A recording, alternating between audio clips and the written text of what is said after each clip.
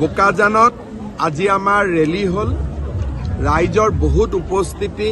আৰু আমাৰ সকলো ইএম সকলো এমএসসি ধুনীয়াকৈ কাম কৰি আছে কেইদিনমান আগতে ক্লেণ্ডন ইংটিও আমাৰ পাৰ্টিতে যোগদান কৰিছে গতিকে এইবাৰ বোকাজানত আমি বহুত ভাল ভোট পাম বুলি মই আশা কৰিছো সব ইয়াতটো কন্টেষ্ট নাই আৰু যি কন্টেষ্ট অলপ সলপ আছিলো ইমান মানুহে কংগ্ৰেছৰ পৰা জয়েন কৰি দিলে এতিয়াতো কন্টেষ্টে নাই গতিকে গোলকিপাৰ নোহোৱা জায়গা কিমান গোল দিব পাৰে এটো তেওঁলোকৰ কথা কাৰ্বি আলঙত এইবাৰ 80% ল'ৰা ছোৱালী মেট্ৰিক পাছ কৰিছে যোৱাবাৰ যথেষ্ট ল'ৰা মেজিষ্ট্ৰেটো হৈছে মইতো কাৰ্বি আলঙৰ ল'ৰা ছোৱালীবিলাকক কৈ আছো যে যেনেকে এতিয়া আমাৰ 50,000 ৰিক্ৰুটমেণ্ট হ'ব 7% হিলছ ট্ৰাইব ৰিজাৰ্ভেশ্যন আছে কাৰ্বি ল'ৰাসকলে আগতে ষ্টেট গভৰ্ণমেণ্টৰ চাকৰিত এপ্লাই নকৰিছিল মই তেওঁলোকক কৈ আছো যে সকলোৱে আবেদন কৰিব লাগে কাৰণ অকল কাৰ্বি আলঙতে নহয় গোলাঘাট নগাঁও সবতে চাকৰি আছে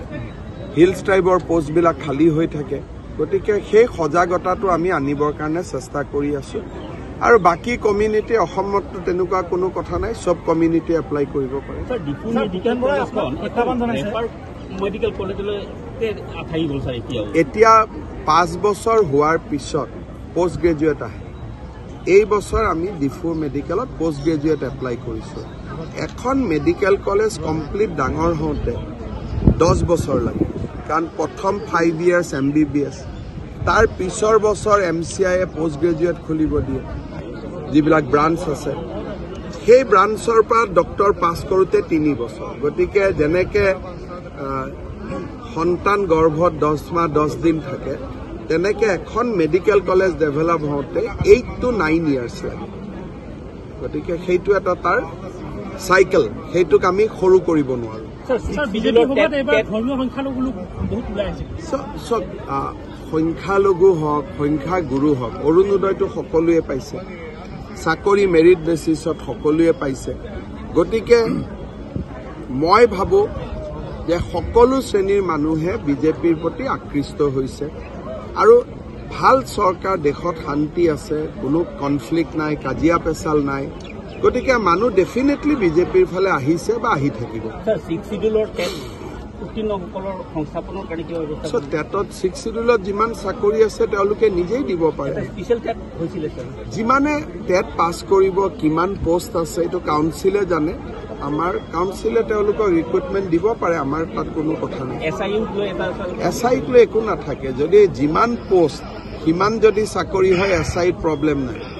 কিন্তু যোৱাবাৰ কাৰ্বি আলঙত প্ৰব্লেম আছিল কি যে টেট পাছ নকৰা কিছুমান ল'ৰা ছোৱালীকো চাকৰি দি দিছিল গতিকে যদি বৈধ নিয়মত চাকৰি হয় তেলে এছআইও বা কিবা এইবিলাকতো 2-3 ঘণ্টাৰ কথা ভূপেন বৰাই আজি প্ৰত্যাহ্বান জনাইছে আপোনাক যদি গৌৰৱ গগৈ জিকে তেনেহলে আপোনাক পদত্যাগ কৰাৰ এটা প্ৰত্যাহ্বান জনাইছে ইমান দূৰলৈকে যাব নালাগে ইভিএমতো ওলাবই ইমান আৰু লম্ফ জম্ফ কৰি থাকি কি লাভ ভোটটোতো বাকচত সোমাই গ'ল এতিয়াতো আৰু যোৰহাটত নতুনকৈ ইলেকশ্যন নাই আমি যিমানে লম্ফ জম্ফ কৰি নাথাকো কিয় ইলেকশ্যন আৰু নতুনকৈ বাকচটো খুলিব নেকি ইলেকশ্যনৰ পিছত সলনি হ'ব সেকেন্ড ফেজৰ ফলাফল কি হ'ব ভাল হ'ব ইয়াত আপোনালোকে নিজেই ফিল্ডত থাকে আৰু মোক সোধাতকৈ মইহে আপোনালোকক সুধিব লাগে ফলাফল কি হ'ব বুলি দেখা যাওক এতিয়াতো কিমান দূৰ আগবাঢ়ো কি হয় ইলেকশ্যন ৰিজাল্ট দিব 4 জুন সম্প্ৰসাৰণ হ'ব আগষ্ট ছেপ্টেম্বৰ তেতিয়ালৈকে ব্ৰহ্মপুত্ৰ দি বহুত পানী বৈ যাব এইবাৰ নিৰ্বাচনত ভোটাৰৰ আশা কি নেতাৰ পৰা কি আশা কৰিছে জনতাই কি বিষয়ে আকৃষ্ট কৰিছে ভোটাৰক চহৰ নগৰ গাঁৱে ভূঞে জনতাৰ মনৰ কথা Star Cement timed Ground Zero' powered by ডেটামেশ্যন